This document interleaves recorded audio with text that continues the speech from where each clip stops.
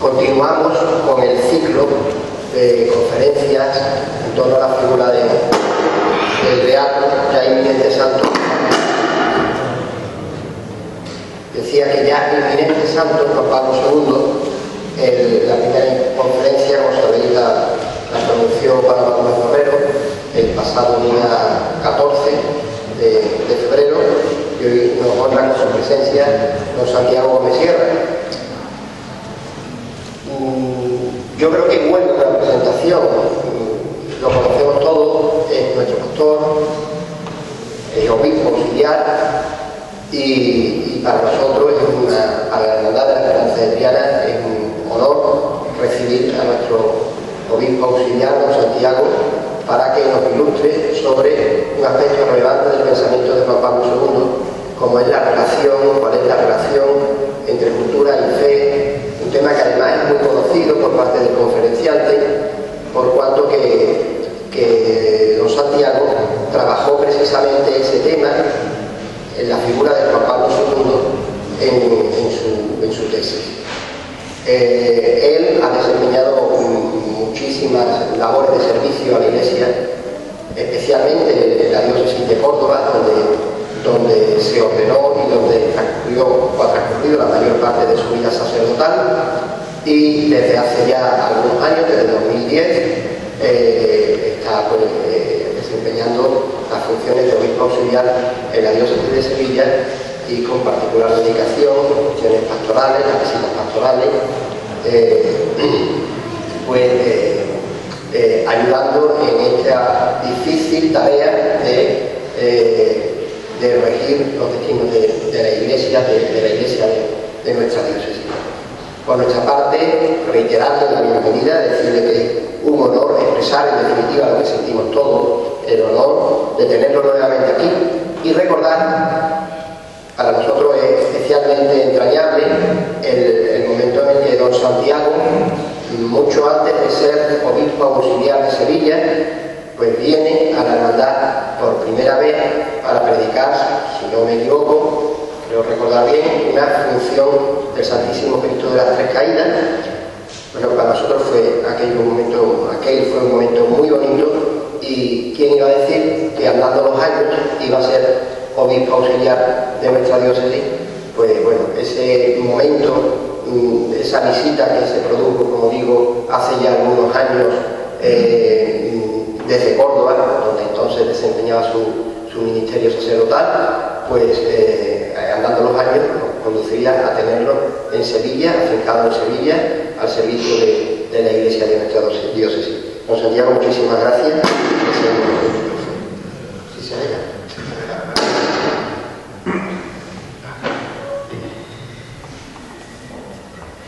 Pues muchas gracias al hermano mayor por sus palabras, también al hermano Eugenio, nuestro director espiritual de la hermandad, y a todos vosotros, hermanos y hermanas, al grupo joven que bueno, es una proeza, un viernes estar aquí escuchando una conferencia, ¿no? Y a todos vosotros que habéis acudido pues a estas conferencias que con tanto cariño, ¿no?, pues la hermandad está, bueno, dedicando a nuestro querido Juan Pablo II, que marcó la vida de la Iglesia durante tanto tiempo, y que, bueno, con su magisterio, pues, y ahora con su intercesión ante Dios, pues también sigue ayudando a la Iglesia.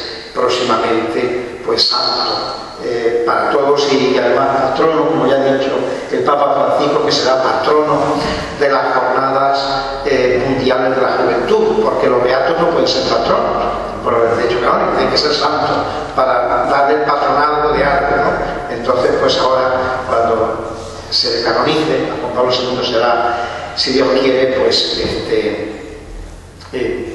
patrono de las jornadas mundiales de la juventud que él inició. Bien, torear después de un gran espada es una cosa muy complicada, porque después de Paloma Gómez Borrero, porque bueno, ya con la digamos cercanía que ha tenido personal con el Papa, de tantas anécdotas, de tanta cercanía, pues ahora yo, pues bueno, es un poco difícil, ¿no? Yo no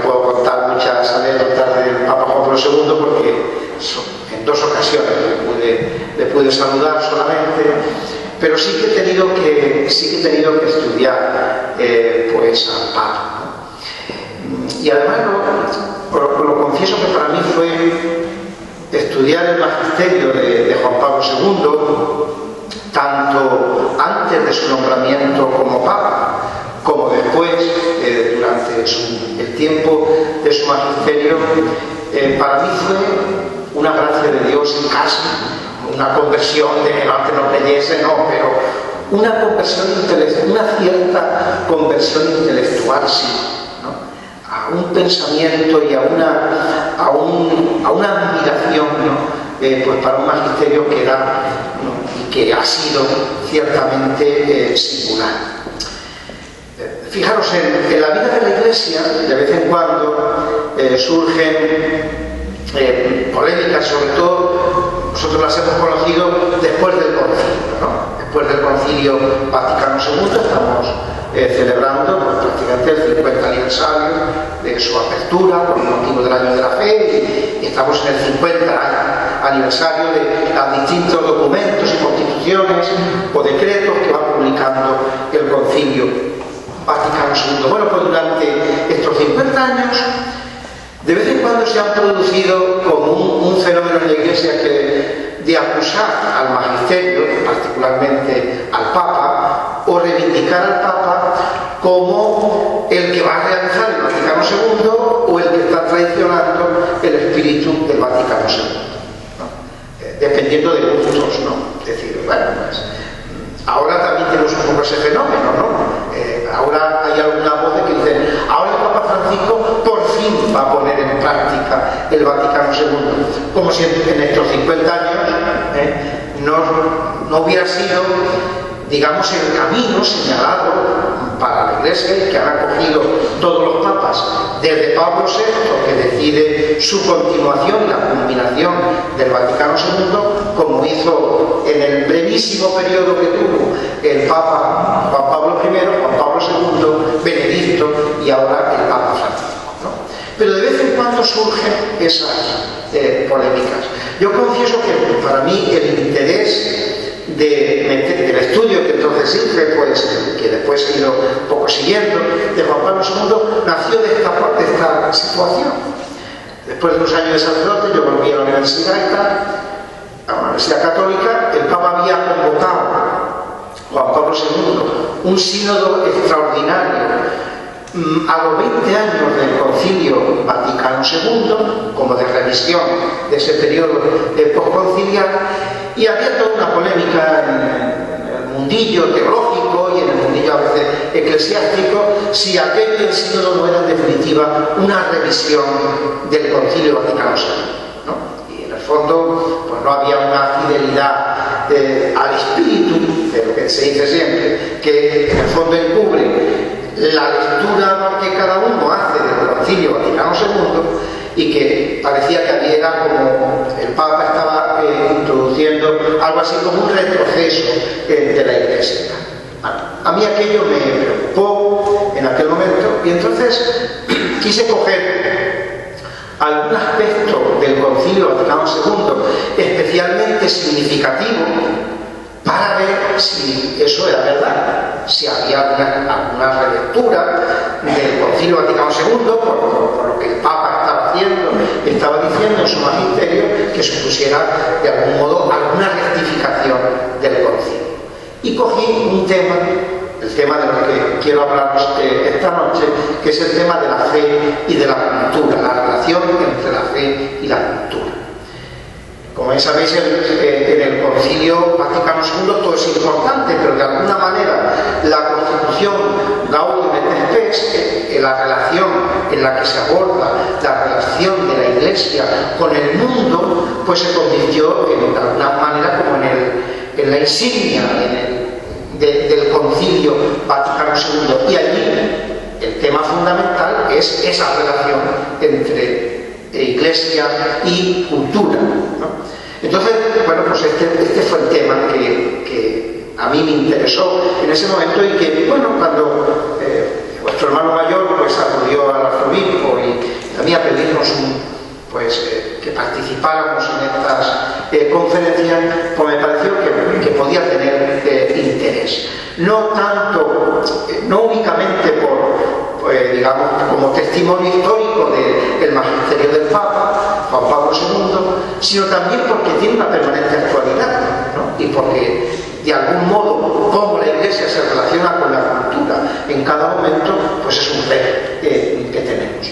¿Cuántas veces la acusación que se hace a la Iglesia es de que no se moderniza, de que no se pone al ritmo de la cultura, y de que estamos como anclados en el pasado, anclados en una tesis o en un pensamiento pues que ya no es moderno, que ya no es contemporáneo? Imaginar, por poner un ejemplo, cuando se habla de la familia, o cuando se habla de la sexualidad, cuando se habla de tantas cosas que, bueno, enseguida aparece, digamos, fácilmente este criterio, ¿no? De que la Iglesia no entra en diálogo o no mantiene, pues, no actualiza de alguna manera su pensamiento con la cultura, y por tanto lo que está debajo es la relación entre la fe y la cultura. Bien, yo quisiera hablar como dos partes en mi intervención. Por una parte, cuál es la comprensión antropológica que el Papa Juan Pablo II nos presenta de la cultura, cómo entiende la cultura, qué es la cultura, y en segundo lugar, la segunda parte de mi intervención, cuáles serían las directrices o los principios que la Iglesia sigue, que ya están enunciados en el Concilio Vaticano II, y el Papa los vuelve en su magisterio en repetidas ocasiones, Juan Pablo II, pues a poner sobre la mesa y a aplicar en la Iglesia qué principios tiene que tener o sigue la Iglesia en su diálogo con la cultura. Bien, entro por tanto en la primera parte, la comprensión antropológica de la cultura. Hay una afirmación que es fundamental. El Papa dice: la vida humana es cultura. Así es. Por lo tanto, cuando hablamos de la relación entre la Iglesia y la cultura, no estamos refiriendo a la relación con el mundo académico, con el mundo universitario, no, estamos refiriendo a la cultura como condición humana. Toda persona humana vive en una cultura. La cultura es la forma que nosotros tenemos de habitar el mundo, ¿no? Los animales pues se rigen por el instinto, no hacen cultura. Nosotros resulta que esa pobreza instintiva que tiene el ser humano, que le permite su libertad, su inteligencia, su capacidad de amar, eso que decimos que estamos hechos a imagen y semejanza de Dios, pues esa capacidad humana la hace y la convierte, habita el mundo en cultura. En definitiva, la cultura de una persona no son los títulos académicos que tiene, porque entonces podríamos hablar de personas que no tienen cultura, porque no tienen títulos académicos. No estamos hablando aquí en ese sentido. La cultura es cómo una persona habita el mundo, cómo se entiende a sí misma, cómo entiende su cuerpo, cómo entiende la relación con la naturaleza, cómo entiende la relación con los demás, cómo entiende la familia, qué sentido le da a su vida. Eso es la cultura. La cultura es la vida humana, que es cultura. Nosotros nos habitamos. Es fácil de comprender, todos tenemos necesidad de comer, como seres vivos, pero nos alimentamos, convertimos el acto de comer en un hecho cultural. Pues no comen lo mismo, se come lo mismo en China que comemos nosotros. Es decir, comer es lo mismo, es una necesidad biológica, pero sin embargo convertimos el hecho de comer en una cultura. No digamos solamente el hecho ya de que comamos con tenedor o cuchillo o con palillos, sino el hecho de que la mesa es un lugar de encuentro, la mesa es un lugar de reunión, la mesa es un lugar de hacer familia, la mesa es sentar a nuestra mesa a alguien es un lugar de amistad. Imaginaros en los evangelios, donde la mesa era también no solamente todo eso, sino signo de comunión con Dios. Y por eso sentarse con un pecador era un escándalo, como Jesús hace en algún momento determinado. Es decir, una realidad que es una realidad humana y que nosotros hacemos y vivimos culturalmente, ¿no? Culturalmente. Por tanto, cuando se habla de la relación de la Iglesia con la cultura o con las culturas, no estamos hablando únicamente como digo, de relación con el mundo académico o con el pensamiento, sino en definitiva, cómo anunciar el Evangelio a los hombres y mujeres de cada época que viven en una cultura, ¿no? Porque la vida humana es cultura. Hasta nuestra percepción de la realidad es cultura. Cada uno vemos la realidad de una determinada manera. Yo recuerdo una anécdota que en todo esto, pues, pero a mí me resulta muy significativa. Yo iba con mi padre, es agricultor, y iba con mi padre pues, en el coche, en primavera, por una carretera, ¿no? Y entonces a mí se me ocurre hacer este comentario. Ante un campo de amapolas, precioso, decir, ¡qué maravilla! Padre, mira el campo de amapolas. Y mi padre se me quedó mirando como extraño y dice, ¿pero qué dices? Pues vaya campo de jarabados que tiene ese pobre hombre hasta que limpie eso, ¿no? Es decir, fíjate, un hombre del campo ve un campo de amapolas y no dice que es una belleza, ¿no? Les puede parecer una belleza un trigo bueno, un campo de trigo o un olivar cargado de aceituna, qué cosa más bonita, ¿no? Pero un campo de amapolas no le parece bonito, ¿no? Y una persona que tiene otra visión de la realidad, pues, ve la misma realidad, ve otro aspecto de esa realidad. Eso participando de la misma cultura, porque no. Pero bueno, esos digamos, ámbitos donde lo pongo como ejemplo de decir, darnos cuenta de que efectivamente habitamos el mundo, cada uno de nosotros habitamos el mundo como en una cultura, en una forma de comprender toda la realidad. Pero fijaros, si solamente decimos esto, entonces diríamos, no podríamos hablar de la naturaleza humana y nos meteríamos en un relativismo, pues, bueno, muy complicado, ¿no? Es decir, ¿qué es verdad o qué es mentira? ¿Qué es bueno o qué es malo?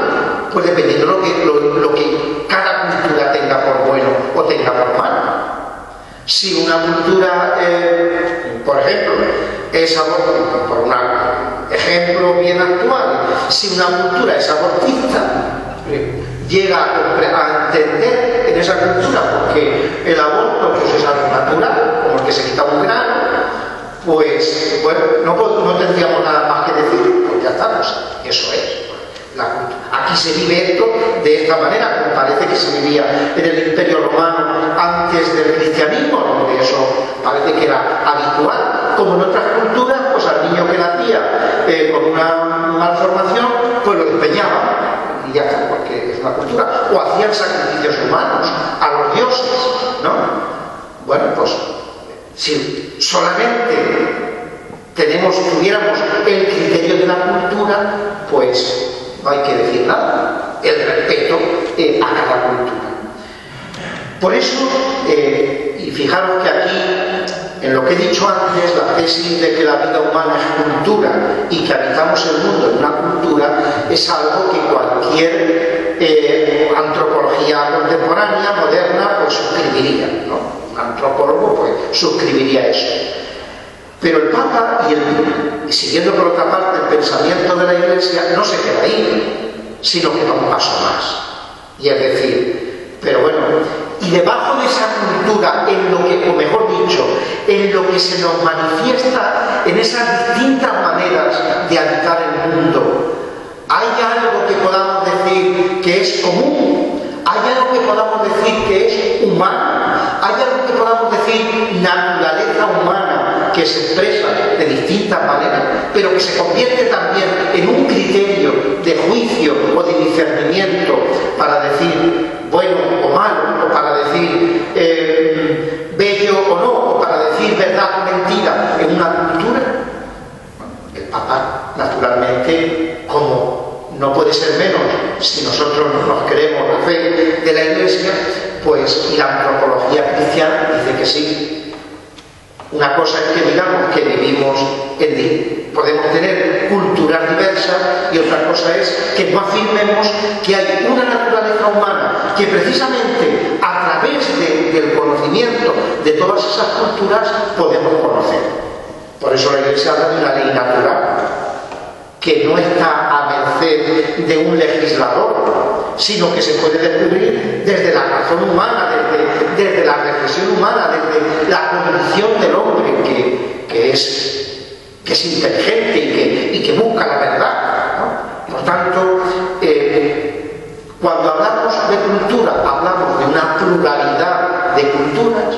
Cuando hablamos podemos hablar también de cultura en singular, en cuanto que estamos apuntando a ese que hace posible la cultura, porque la cultura no es una cosa que baja del cielo, es producto también nuestro, y las culturas también cambian, y nosotros estamos siendo testigos, y los mayores más que los jóvenes, de un cambio muy importante en nuestra cultura española, en sus valores, en su comportamiento, en el sentido que se le da a la vida y a las cosas. Por tanto, hay un protagonismo también que el hombre tiene de la cultura. Y en definitiva, quien educa en una cultura, y este tercer paso, es la familia. La familia es la que nos educa en una cultura. La familia es la que nos enseña que está bien, que está mal, una vez teóricamente y otras veces en la vida ordinaria, en la vida práctica. A un niño pues se le dice, pues eso, cómo tiene que comer, o qué está bien hacer, qué no está bien hacer, o fijaros, sencillamente con que se le enseñe el lenguaje. El depósito mayor de la cultura es el lenguaje, la lengua. La lengua. En una lengua tenemos, digamos, una comprensión de la vida, una comprensión de la realidad. Cuando nosotros, os pongo un ejemplo, hablamos del lenguaje familiar, pues decimos, pues mira, pues este es tu papá, tu mamá, tu hermanito, tu primo, tu abuelo. Y en años anteriores o en décadas anteriores seguíamos, ¿no? Y hablábamos de primos segundos y de primos terceros, hoy a un niño seguramente no sabe lo que es un primo segundo o un primo tercero, ¿eso qué es? ¿No? ¿Por qué?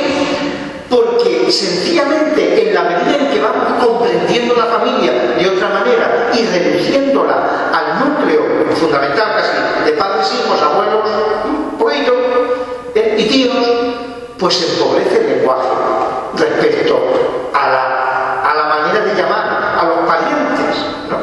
Porque el lenguaje está siendo un depósito de cultura. ¿Por qué en el tema, por ejemplo, que antes decía del aborto, por qué se cambia el lenguaje? ¿Por qué no se habla de aborto? ¿Por qué se habla de interrupción del embarazo para decir aborto? Es decir, porque en el mismo lenguaje, en la misma manera de llamar las cosas, en esa misma manera estamos, digamos, como transmitiendo una manera de entenderlas. Por tanto, estamos transmitiendo una cultura. Fijaros, y a este propósito quisiera decir algo también importante. Fijaros, a veces se acusa a la Iglesia de esto. La Iglesia es que emplea un lenguaje que nadie entiende. Es que tendría que cambiar el lenguaje. Porque a veces hablamos de cosas que no entienden. La vida de la gracia o el pecado, no sé qué. Y hay gente con lo sobrenatural. Y ¿eso qué es? ¿No? Puede haber gente que no lo entienda. Y se pretende, digamos, como traducir eso o decir eso en un lenguaje que todo el mundo entiende. ¿Bien? tiene su parte de justicia esa reivindicación. Naturalmente tenemos que hablar de tal manera que nos entiendan. Pero la Iglesia no puede renunciar a tener un lenguaje propio si quiere transmitir una manera de ver el mundo y de entenderse una persona y de entender las relaciones con los demás y de entender las relaciones con el mundo y con Dios en el que vivimos. Porque cada realidad nueva que surge en la vida de una persona crea un lenguaje. ¿Quién hablaba hace 10 años de WhatsApp o de Twitter? ¿Eso existía? Nadie decíamos nada de eso. Ni de mensajes, ni de... Es decir, se crea una realidad nueva y esa realidad nueva produce un lenguaje nuevo. Imaginaros que el lenguaje de la informática, donde casi, bueno, por lo menos de mi generación, casi nos perdemos, ¿no? Ellos saben mucho más de ese lenguaje. Bueno, pues, ¿qué ocurre? Una realidad nueva produce un lenguaje. Pues si la Iglesia cree que tiene un acontecimiento nuevo, que es, y original, que es hablar de que Dios se ha hecho hombre y que Dios ha participado de nuestra naturaleza, tiene que tener una forma de hablar de eso, tiene que tener un lenguaje propio, porque tiene una realidad propia que anunciar. Y por tanto tendrá que educar en ese lenguaje, como nos enseña el lenguaje informático, tampoco lo hacemos sabiéndolo, ¿verdad?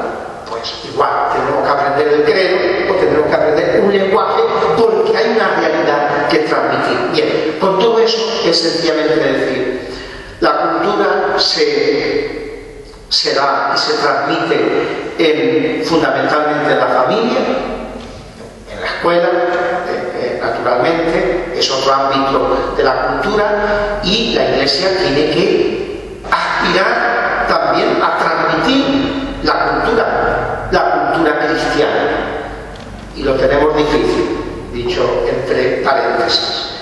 El nuevo cardenal español que mañana pues el Papa investirá a cardenal, don Fernando Sebastián, obispo emérito de Pamplona, desde mañana cardenal, él dice que cuando recibimos a los niños en la catequesis de primera comunión, con 7 años, 8 años, dice, ya vienen hechos unos perfectos ateos. ¿Por qué? Porque muchas veces en la cultura que han recibido, en el lenguaje que han recibido en su familia, o en la manera de enseñarle y a comprender el mundo en la escuela, Dios está absolutamente ausente. Este horizonte no existe, y no existe porque no se les ha transmitido, ¿no? Bien. Entonces, ante esta, he dicho 3 cosas fundamentalmente. La vida humana es cultura. Todos habitamos en el mundo participando de una cultura.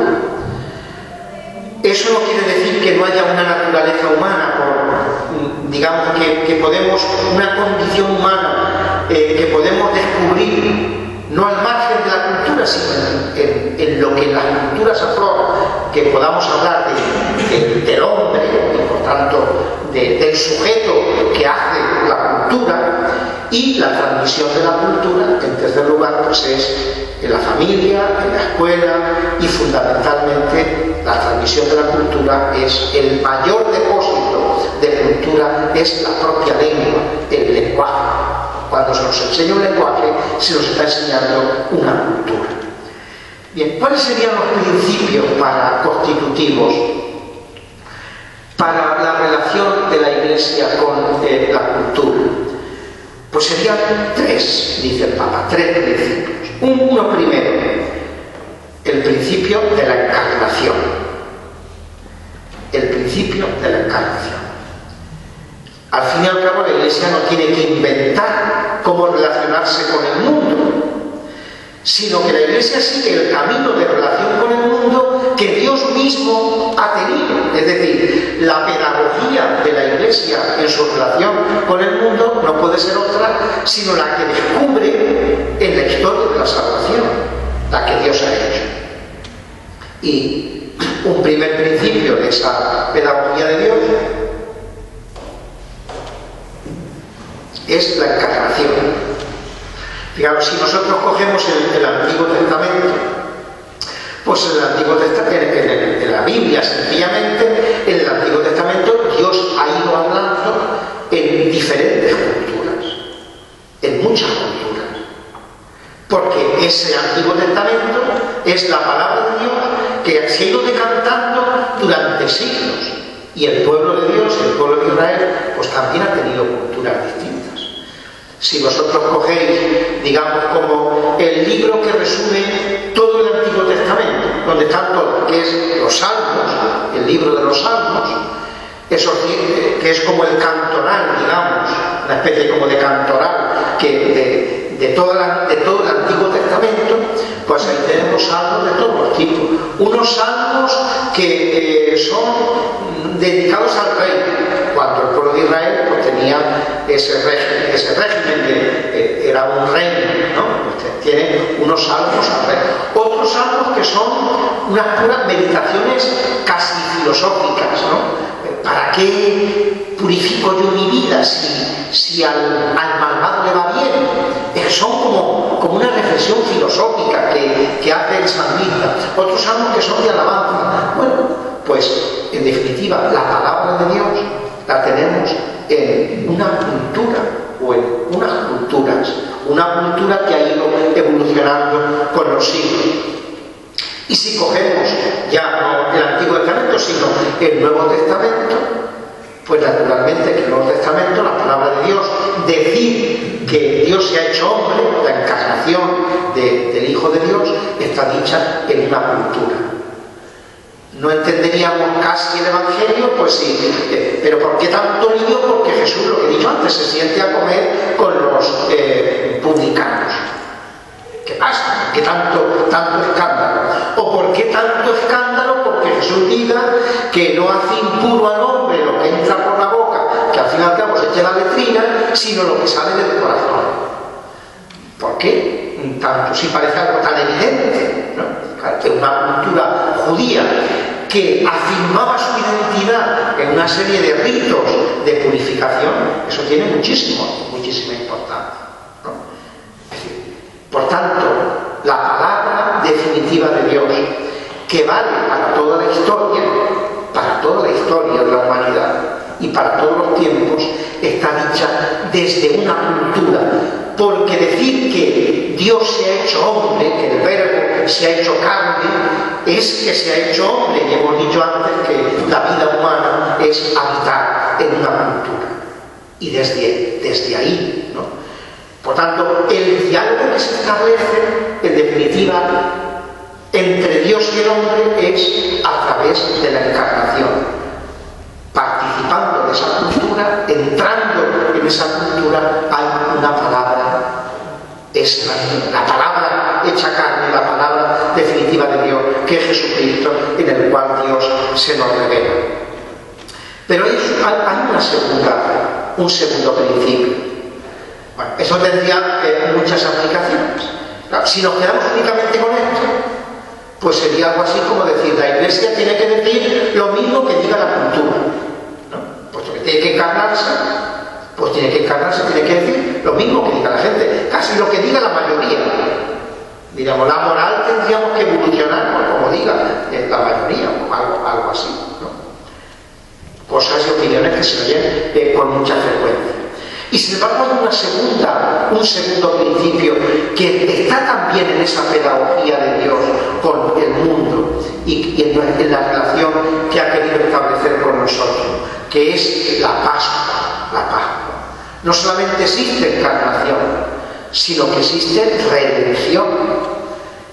El mundo, la historia, los hombres, la condición humana, la naturaleza humana, no queda igual después de la encarnación, muerte y resurrección del Señor, sino que ha sido salvada, ha sido redimida desde dentro de ella, pero cambiada, ¿no? Cambiada. Fijaros, al fin y al cabo, en la cultura se expresa lo que somos nosotros. Y ya nos enseña San Pablo que el hombre pues está dividido y que en nosotros está el bien y el mal, y que esa lucha está en nuestro corazón y que por tanto el bien y el mal, la virtud y el pecado se expresan también en la cultura. No es la cultura de alguna manera únicamente una creación, todo en la cultura es bondad, sino que la cultura también expresa el pecado, ¿no?, que del sujeto que la produce, ¿no?, que es ese sujeto colectivo también que produce la cultura.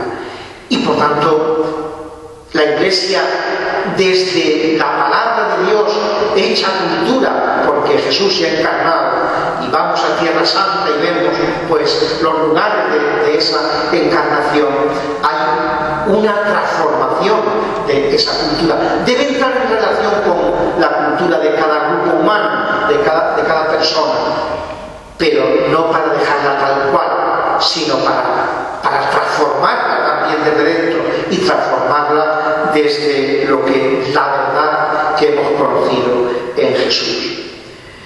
Fijaros, una iglesia como nosotros vivimos hoy, que vive una sociedad que cada vez está más secularizada, o dicho de otro modo, que cada vez es más increyente,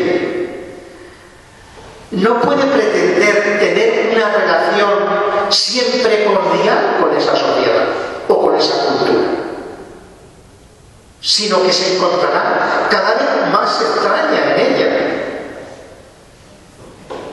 Porque como la Iglesia se encontraba en el Imperio Romano, es decir, ¿cómo iba a acoger una cultura que tendría cosas positivas como las acogió la Iglesia en el derecho, en la filosofía griega, en el derecho romano, en tantas cosas buenas que descubrió en aquella cultura?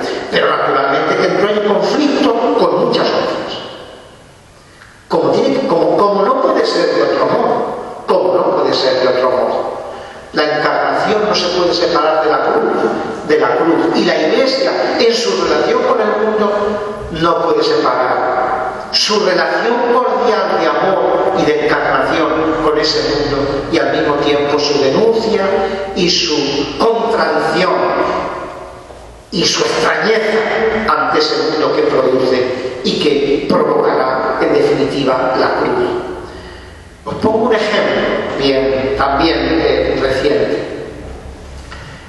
Con motivo de los nuevos cardenales, vuelvo otra vez a don Fernando Sebastián, cardenal mañana, ¿no? Ha sido noticia que el cardenal, el nombrado cardenal, que mañana será constituido, pues habló sobre la homosexualidad y dijo lo que la Iglesia dice sobre ese tema. Sencillamente, tiene una denuncia ante la Fiscalía que ha admitido el fiscal, ¿no? Como si eso fuese un atentado contra los derechos de las personas que se identifican como homosexuales, ¿no? Bueno, estamos a propósito de ese acontecimiento que se ha montado todo un eco que hay en los medios de comunicación social. Fíjense, leía hace poco una opinión de María Teresa Conte, es una profesora, profesora de la Universidad de Comillas, de los jesuitas en Madrid, que decía: ¿qué nos revela esto? Que estamos en una sociedad aparentemente católica, y decía esa artículo, aparentemente católica y profundamente secularizada. ¿Qué quiere decir? Una sociedad que mantiene formas y paisajes a veces católicos, pero que en su manera de vivir, en su cultura, en su manera de habitar el mundo y de comprenderse, es profundamente ajeno al pensamiento de la Iglesia y al pensamiento católico. Bueno, podemos compartir con mayor subrayado o con menor subrayado pues este diagnóstico, pero con esto lo que quiero decir es que sencillamente en la relación de la Iglesia en todo tiempo y en todo lugar con la cultura, el que haya conflicto no quiere decir que no se haga bien esa relación, sino quiere decir sencillamente pues que entramos en esa colisión y ojalá siempre sea la colisión contra el pecado. Bien, y una tercera idea, y termino ya con esto. Un tercer principio que el Papa dice para esa relación de la Iglesia con la cultura es la eclesialidad. Es decir, la Iglesia vive en diferentes culturas, pero la Iglesia es una. La Iglesia es una.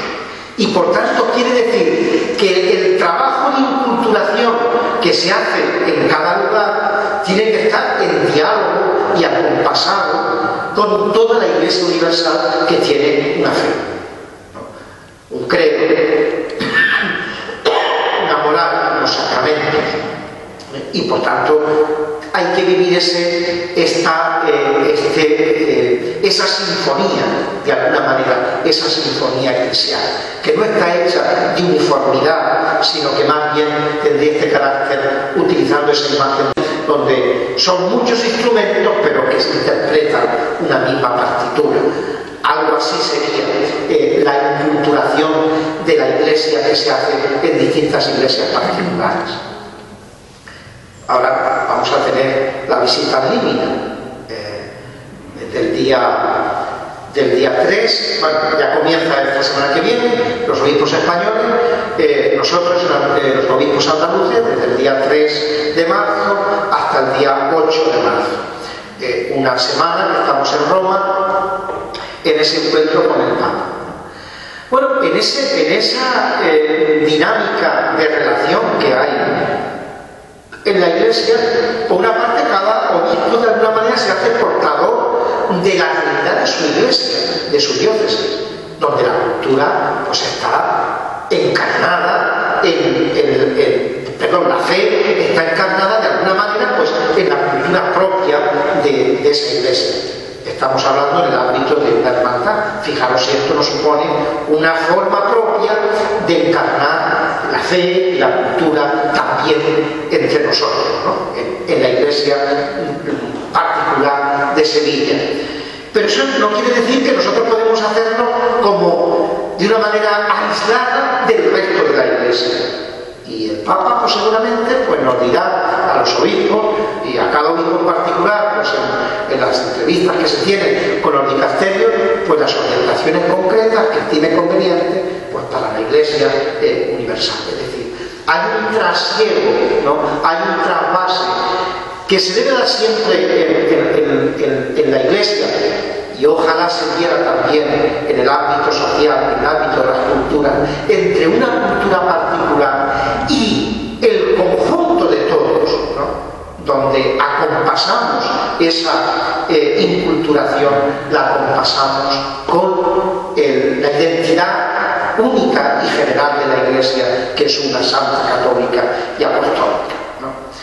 Fijaros si eso no sería también aplicable a un tema bien candente que tenemos hoy en España, como son el tema de los nacionalismos, ¿no? La Iglesia siempre ha defendido la cultura y las diferentes culturas y la cultura de las minorías, siempre. Y cuando hay una lengua más, no es extraño que los primeros textos de una lengua particular sean textos que usa la Iglesia, en el misal, en la liturgia, en las oraciones, etc. Pero la Iglesia no por eso es nacionalista, porque entiende que esos derechos, esa defensa de la cultura singular de un pueblo o de una región se tiene que armonizar con el bien común y con el interés común de todos.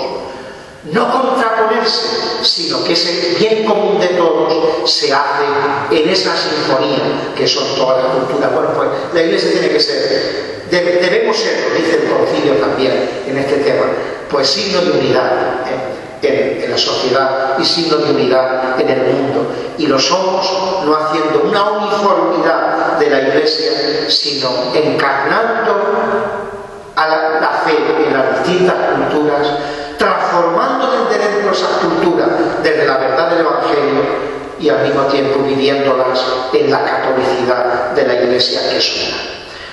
Pues muchas gracias por vuestra atención.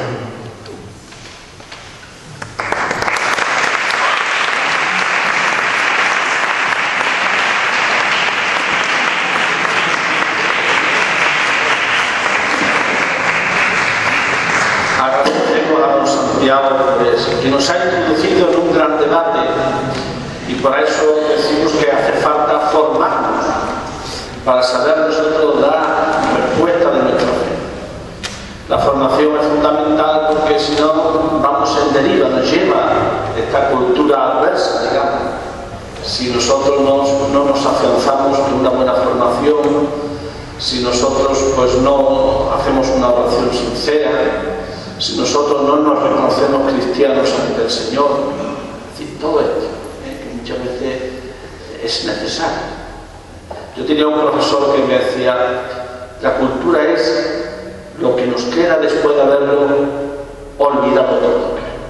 Y nos dice el Señor en el Evangelio que lo que queda es el amor. Tenemos entonces que vivir en esa cultura del amor, que es lo que nosotros tenemos que ofrecer al mundo. La cultura del amor, la cultura de la vida y la cultura de la belleza. Pues muchas gracias, don Santiago, de nuevo, por acompañarnos y por estar aquí entre nosotros. Siempre nuestro aprecio y nuestro quererle, porque es un hombre pues, cercano, cariñoso, en fin. Ya lo conocemos a don Santiago. Muchas gracias.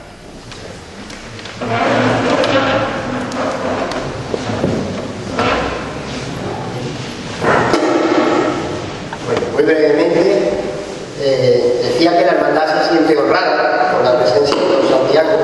Hay que agradecerle bueno, ha sido formador del Seminario de Córdoba, ha sido director del Seminario de Córdoba, del Instituto Superior de Ciencias Religiosas, y bueno, hoy aquí ha hecho gala precisamente de unas cualidades pedagógicas verdaderamente brillantes, y creo que ha explicado un tema verdaderamente complejo, de manera absolutamente didáctica, que todos hemos entendido, y que ha planteado temas de muchísimo calado.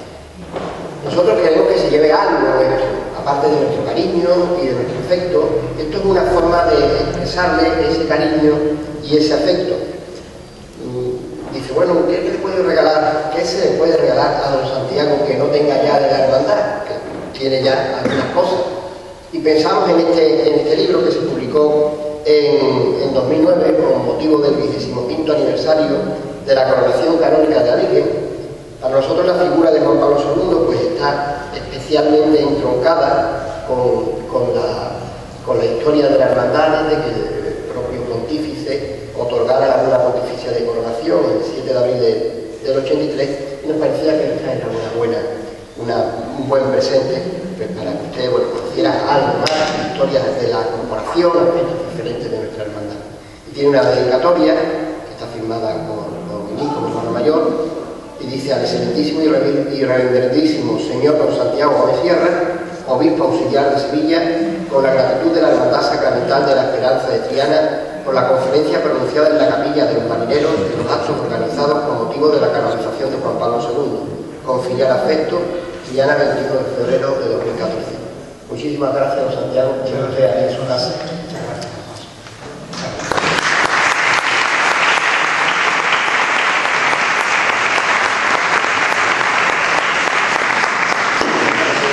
No nos podemos ir sin saludar a la Virgen, nuestra Madre. Por tanto, pues hemos hablado de la encarnación, pues evoquemos esa hora donde Dios se hace hombre para salvarnos, en las entrañas virginales y purísimas de María. En el nombre del Padre, del Hijo y del Espíritu Santo. El ángel del Señor anunció a María. Dios te salve María, llena eres de gracia, el Señor es contigo. Bendita tú eres entre todas las mujeres, y bendito es el fruto de tu vientre, Jesús. Santa María, Madre de Dios, ruega por nosotros pecadores, ahora y en la hora de nuestra muerte. He aquí la esclava del Señor. Dios te salve María, llena eres de gracia, el Señor es contigo. Bendita tú eres entre todas las mujeres, y bendito es el fruto de tu vientre, Jesús. Santa María, Madre de Dios, ruega por nosotros pecadores,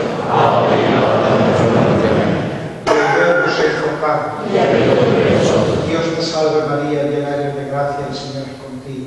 Bendita tú eres entre todas las mujeres y bendito es el fruto de tu vientre, Jesús. Santa María, Madre de Dios, ruega por nosotros pecadores, ahora y en la hora de nuestra muerte.